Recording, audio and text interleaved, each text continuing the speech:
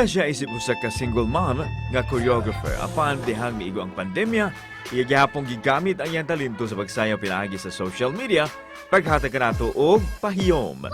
O gumikan siyang pinalahi nga presentasyon sa pagsayaw, pipila niya ka mga videos ang nag-trending. Ug aron mas mailapag yun nato siya, ato siyang hinabion dinhi sa GMA Regional TV Live. Mga puso, daghan gituon ang nabilib sa iyang talento sa pagsayaw ug ato siyang makauban karon sa programa gikan sa Zamboanga, Sibugay si Nicole June Nicolas. Mayong buntag, Nicole, welcome sa GMA Regional TV Live. Kumusta man imong adlaw karon? Maing buntag, sir. I'm very okay. Pagkanindot ni Nicole tanawon, mura good vibes lang yung taning buntaga. Ngano nakauna man ka, Ma'am Nicole, ingon ani nga konsepto, sayawon nimo ang yaw-yaw kuno sa mga tao, labi na sa imong mama, i-interpret nimo. Way back 2015, sir, mga kauban ako sa sayaw, sir. Nagid mi trip, sir, nga pag magkita in person, manawag mi. Huy, King, gaunsa man ka diha? Siya nga ito plaza, mag-practice mi. Inanong ginabuang, sir. Tapos, moto, sir, naka-idea ko utro. Then, nakita na ko tong TikTok na audio ni Telma. Moto, ako siyang gi-use sound. Then, ako siya gigamit, gi-apply na ko to siya. Then, wag ko ga-expect na dagan kay malingaw. Kumusta man? Na-surpresa ka sa reaction?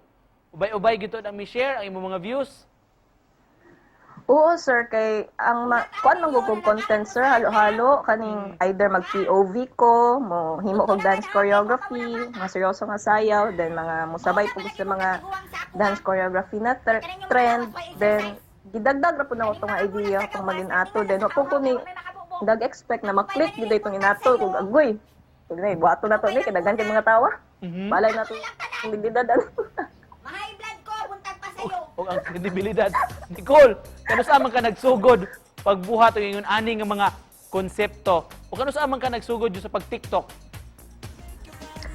October 2020 kaning account, sir.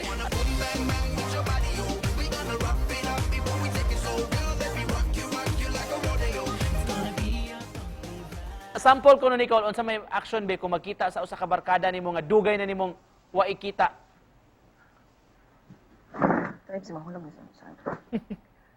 Huy! Kamusta naman ka? Alina Dari, mga una ka.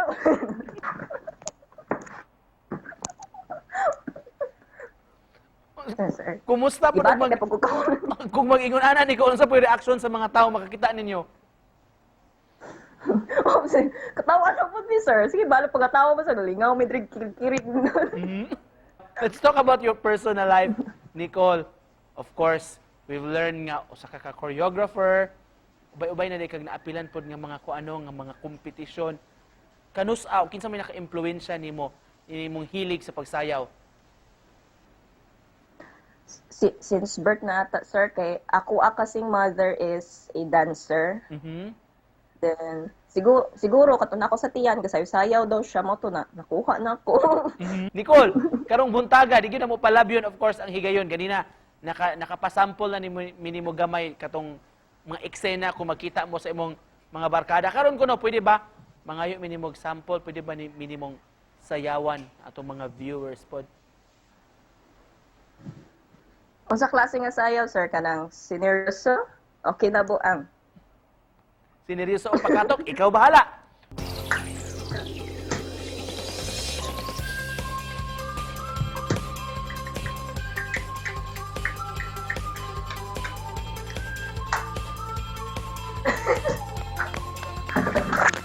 Sir? Pagkanindot, pagka-talented yun to, og sa pakatok pa na kanigingong danceros kaayo mga kapuso si Nicole Nicolas. Unsa imong account sa mga para sa mga nagtan-aw na to ron nga interesado mo follow, mo tan-aw sa imong mga videos?